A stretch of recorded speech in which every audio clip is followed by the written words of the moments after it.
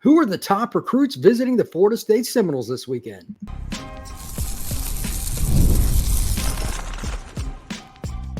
You are Locked On Seminoles, your daily podcast on the Florida State Seminoles. Part of the Locked On Podcast Network, your team every day. Welcome back into Locked On Seminoles. I am your host, Brian Smith. Today's show is going to break down the June 7th official visitors list, and we're also going to discuss some big box recruiting questions. Today's show is brought to you by FanDuel. Make every moment more. Right now, new customers get $150 in bonus bets with any $5 winning bet. That's $150 with any winning $5 bet. Visit FanDuel.com/locked-on to get started. And get started we will. I'm going to go over the official visit list, talk about their abilities, where they come from, the competition, where I rank them, all of that here in just a second on Locked On. But I want to go over a couple of big box questions first before we get to the visitors, and then we'll dive into that. First off, these are three basic questions that I think are important that I even just kind of been thinking about over the last hour or so before I recorded this. And then we just kind of go from there and break it down. You can apply any of this stuff to the prospects I'm going to talk about here in a moment.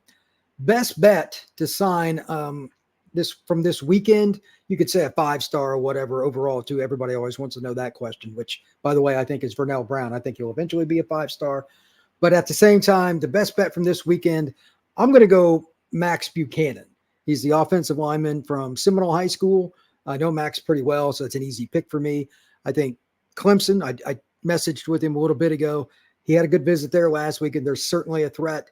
I know he likes Penn State quite a bit. He hasn't visited there yet, and Florida State. I think Miami and UCF are kind of outliers. He likes both programs, but I just think Florida State among the in-state schools is the most likely right now, and it's pretty close. But I think he's a good fit for what Florida State's culture is overall, and I think that's going to help him. And if I had to guess, I would say Clemson is the biggest threat to the Noles. Ironic because they're rivals on the field, same conference, and they're ranked 1 and 2, depending on who you speak with, for this year in the Atlantic Coast Conference. So I say Max Buchanan. Florida State needs a replacement eventually for Maurice Smith. I don't know who it'll be next year, probably not Max, but maybe he's a redshirt freshman. It would not surprise me if he was the starting center at Florida State. He's a really, really good football player. Position I'm worried about the most overall with Florida State recruiting, I would say D tackle, but it's very specific with this. It's not the numbers. It's are you, and this straight up checkbox, yes or no here. Are you getting elite, instant impact D tackles? When you get to that edge of being an elite program, that's the final piece. It's the hardest thing to do because there are so few of them, and these kids pretty much are going to go where they can get paid immediately, meaning upfront, humongous NIL. It's not as much about recruitment at that position as much as I hate to say it, but some of the money getting thrown around, kids don't necessarily pick the school they want to go to. But at the same time, they dictate who win national titles. I'd say this quite often, but there are 5 schools in the last 15 years that have been different, and a primary reason is D-tackle recruiting: Ohio State, Clemson, Alabama, Georgia, and LSU. Those programs have recruited interior D linemen or developed players there better than anybody. They've had the highest ranking in the polls, too. Coincidence? Not so much. Florida State is now on that cusp, and they were pretty good at D-tackle, but they took a transfer in Fisk and a couple other guys that were good. This year, they ought to be pretty good at D-tackle, but they got to start developing kids directly out of the high school ranks that are no doubters. You can only develop and bring transfers in for so long and be an elite program. You're going to hit some potholes, if you will. They're in on some guys, but I don't know if they're going to get any elite D-tackles, and that's my one concern. Is Florida State closing the overall talent gap with the likes of Georgia, et cetera? I say yes. The key there is quarterback. You're not going to just beat Georgia in the trenches, what I was just talking about in the last question. They probably have it the easiest of any school in the country there with so many local kids to them being massive. But Florida State's quarterback room's getting better. Offensive line room has improved exponentially over the last couple of years. And now it's a situation where the only thing that you're really concerned about is, can you keep your roster together? Because they've got a good culture and all that with the players they're bringing in. They develop well. So you're just, again, it's a few more 5-star kids is really the only difference. It's number between 5 and 1 in the polls as far as how many players you need to catch up is usually just 2 or 3. Florida State, to me, is like a team that's somewhere between 5 and 10 in the polls this year. That's my guy. I got them a little higher than some other people because I respect their culture. And I don't think they will struggle to rally the wagons if something goes wrong, where a lot of other programs will go off the cliff. Getting more elite talent also helps you close the gap of even having to rally. That's what this is about.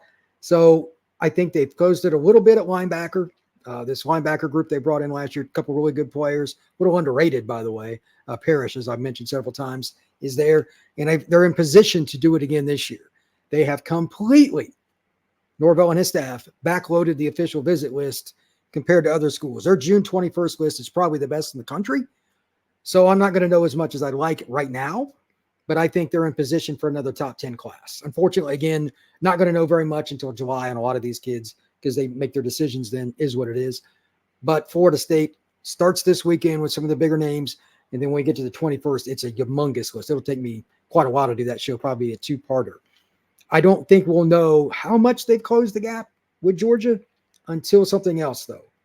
Can they find a way to be consistent 2 years in a row and then a third? Like, we're a year or so away to knowing for sure. Right now, I'm just leaning heavily in that way. If they finish this class the way I expect, and next year it's a different deal. I'm going to do a whole podcast on this coming up very soon. The signing date is going to be next year, either late June or in July, like the end of June, the last weekend or something like that. They may have visits, but then like the Wednesday after is the signing day, something. I don't know the exact date, but recruiting is going to completely change. So how they set themselves up, and I'm going to talk about this a little more soon, with the 26 recruits, that'll dictate whether or not they've truly closed the gap, just raw talent. Not whether they can beat them on the field. Do you, player for player, have the same level of talent? Checkbox. Right now they do not, but they're not that far behind either. I think Florida State just has to win a few more big battles. It's something they struggled with the last couple of years, closing. They're in on a lot of guys, but they didn't close on enough elite players. And I mean elite, top 50 guys. That's the only thing left really for the Florida State program to do. Just got to see it. We'll find out. Coming up next, I'm going to go down the official visit list player by player. Going to discuss where they're from, tendencies, what Florida State needs, the programs they're recruiting against to get these kids, and just kind of my opinions on where they're going to go. We'll go down that entire list next on Locked On Seminoles. When you're hiring for a small business, you want to find quality professionals that are right for the role. That's why you have to check out LinkedIn Jobs. LinkedIn Jobs has the tools to help you find the right professionals for your team faster and for free. LinkedIn isn't just a job board. LinkedIn helps you find the professionals that you need for your small business or any other type of industry that you're in. It doesn't matter if you're a major corporation or you're somebody that's thinking about expanding. LinkedIn has everything from somebody that's an intern to an experienced professional. On LinkedIn, 86% of small businesses get a qualified candidate within 24 hours. Hire professionals like a professional with LinkedIn. Post your job for free at linkedin.com/lockedoncollege. That's linkedin.com/lockedoncollege to post your job for free. Terms and conditions do apply.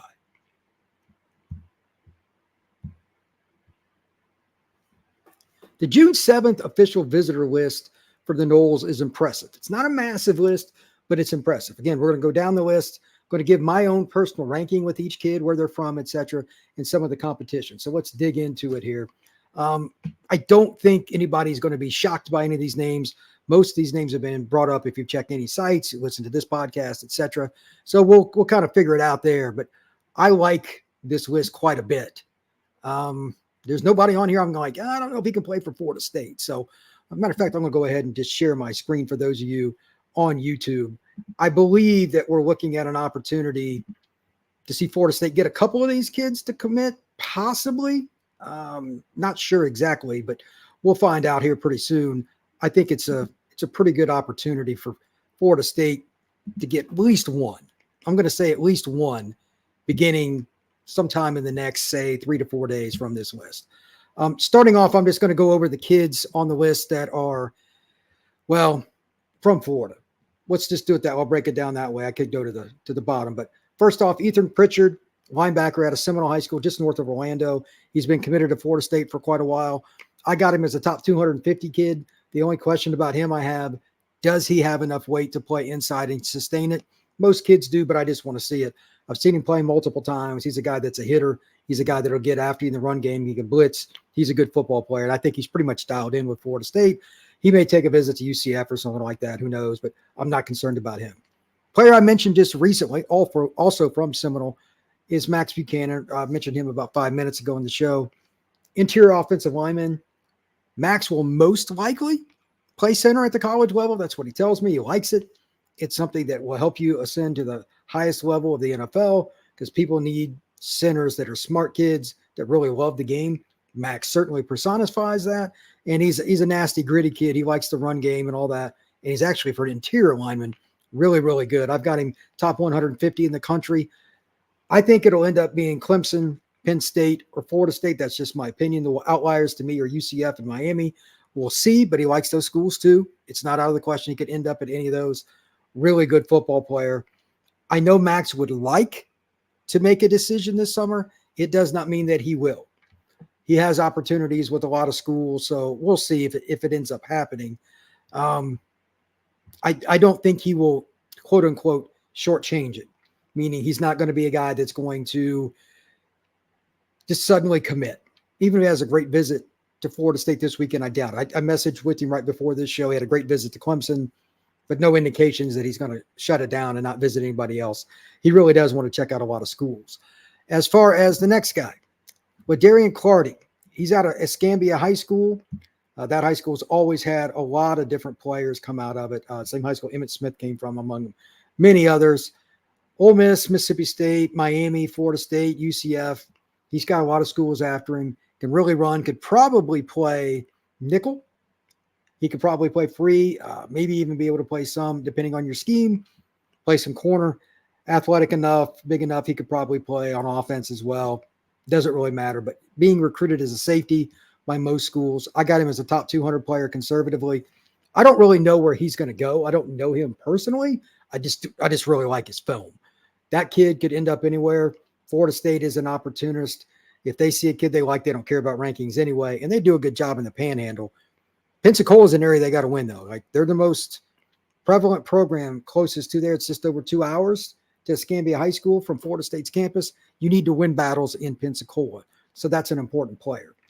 Next up, another safety from in-state, but all the way at the other end of the state, is Bryce Fitzgerald. This is a young man that is not just a good football player, but he's one that I think is one of the smartest that I've met in the last year or so, regardless of position, state, or anything else. He plays at Columbus, great high school in the city of Miami.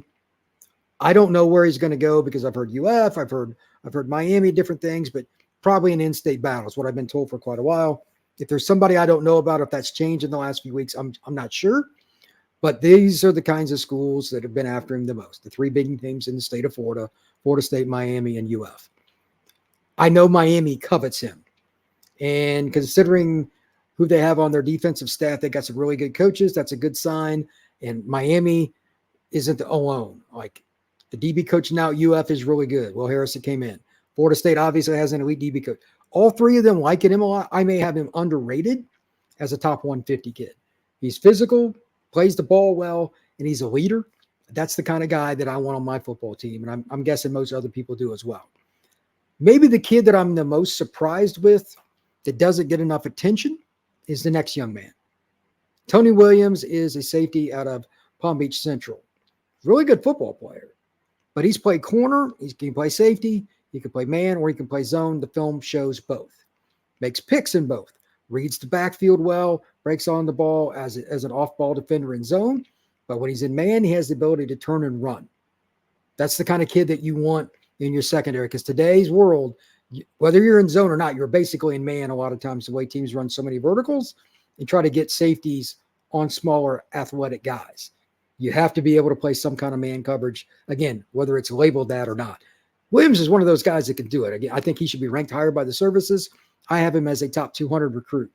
He is technically committed to UCF. I don't know how much I put stock in that. I have a simple rule. If you're committed, that means you don't take visits, which means about half of America is lying. But I get it, because I know coaches sometimes drop kids too. So it is what it is. But I think Florida State's got a pretty good shot. Another kid from his greater area is from West Palm Beach, Cardinal Newman, and that's Max Redmond, another safety. Illinois is a team that's allegedly involved with him pretty heavily. They had their top 5 pick a couple years ago that was from the Pensacola area that played at Illinois. They've got a really good defensive staff, but the guy that recruited those kids and ended up getting drafted is now the guy at Purdue. I don't know if that's going to impact it much, but I just don't see too many times that Florida State's going to lose to Illinois for an in-state kid if Florida State truly goes after him. That I don't know. He's not the biggest guy in the world, but he's not small either, and I think he could be a nickel. He's a very talented player. I like him better in coverage than I do as a physicality guy. I got him as a top 300 player. Like Williams is a thumper. I got him ranked higher because he's more physical. That's why I like him. Doesn't mean that he's going to be totally better down the road. I don't know. But at the same time, Redmond's a guy that his coverage skills, he can play nickel, he can play corner, whatever, and he can obviously transition to safety as well. Moving to out of state will be next here on Locked On Seminoles. We're going to talk a little bit about what's going on with some of the players from out of state. That's next on Locked On Seminoles. It's winter take time all in the NBA and NHL, and FanDuel giving you a shot to bring home the big win on your own. Right now, new customers get $150 in bonus bets with any winning $5 bet.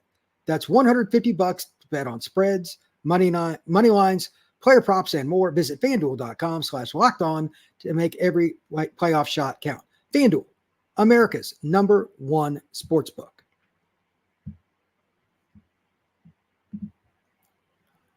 All right, we are going to be talking a little bit more about the official visit list. We're going to transition to the guys that are from out of state, but at the same time, keep in mind in today's world, out of state recruiting is not as big as it used to. Like the first guy I'm going to mention here in just a second, to be really honest with you, this is a player that even 10 years ago, it would have been an anomaly for him to visit a school in the South.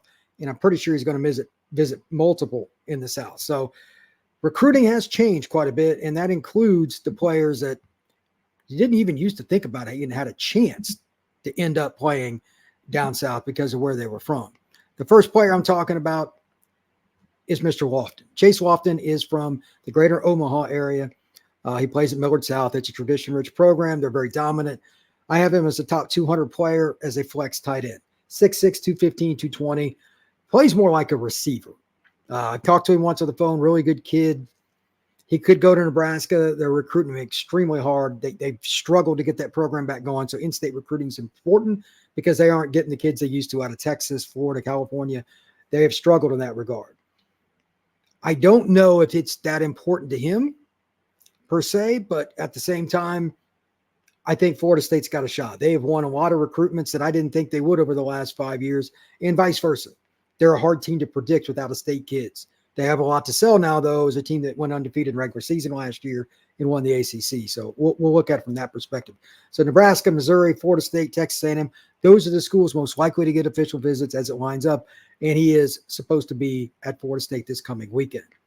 Next is arguably the best player on this list. One could at least argue for this weekend, and that's Zion Grady. He's an outside linebacker, pass rusher type. He can do either. From Enterprise, Alabama, from Tallahassee, it's maybe 2.5 hours, something like that. I'm not even sure, maybe 2. So it's a moderate distance, and he's about the same from there that he would be to Auburn. And it's even further to University of Alabama or LSU, any place like that. So Florida State's in a pretty good spot there. He had a really good visit to Miami last weekend. Auburn is definitely after him. Georgia's definitely after him. The weird part is the Alabama.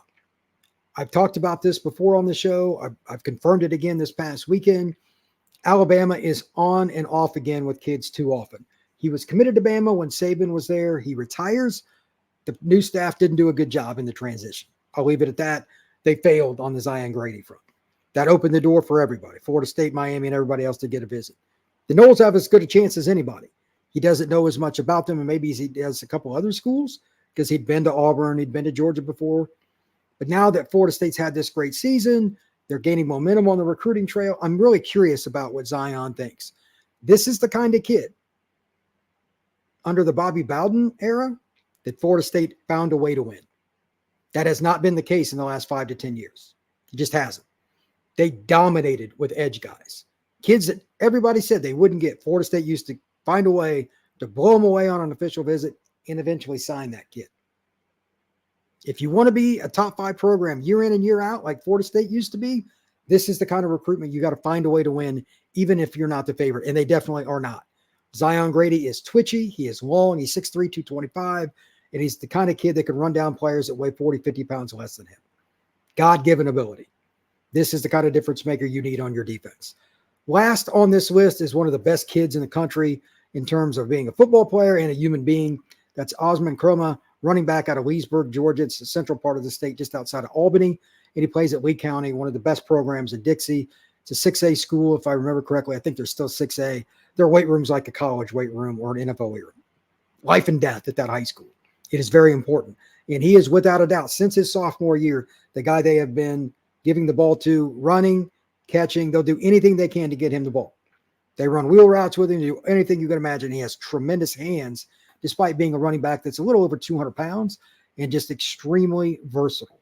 Great guy off the field to interview, talk to you about anything. It's the kind of guy you want in your locker room. So not only can he play ball, Osman Kroma is the kind of kid that's going to help your program in general and represent Florida State or whatever school he goes to. Georgia was the school I'd heard the most until recently. I've heard that may not end up being the case. There are other guys that Georgia's involved with. Big shock. So it's kind of like who commits when and which guy does Kirby want to accept a commitment from. That's kind of what I've heard. I don't know how much that applies to Osman or not. I would be surprised if he wouldn't take his commitment, but we'll see. Florida State, Georgia, Miami, Auburn, Florida, there's a bunch of schools after him. I'm not sure what his timeline is. I haven't spoken to him in a couple of months, and I don't know if he's changed it up, but I know he was kind of hoping to get it done sooner than later, but it may end up dragging on and going into the fall. You never know. He's got a lot of great schools involved. So we're going to end on that. Those are the official visitors for this weekend for the Florida State Seminoles. One last thing to you. Note that like the list that I just gave, these lists change constantly. And I mean constantly. That's what I know. That's from 24/7. And I think there's a couple other sites that have the same list. But just to give you an example, I spoke with a coach face-to-face this past weekend at a different school. They had a kid visit that nobody knew he was going to visit till that Friday. These lists change constantly. So there may be a guy added, there may be a guy deleted. It could be multiple. So just keep that in mind. Once again, please like, rate, and review this podcast. Please share it and comment on YouTube if you would. I'd really appreciate it. This has been Locked On Seminoles. Everybody have a great day.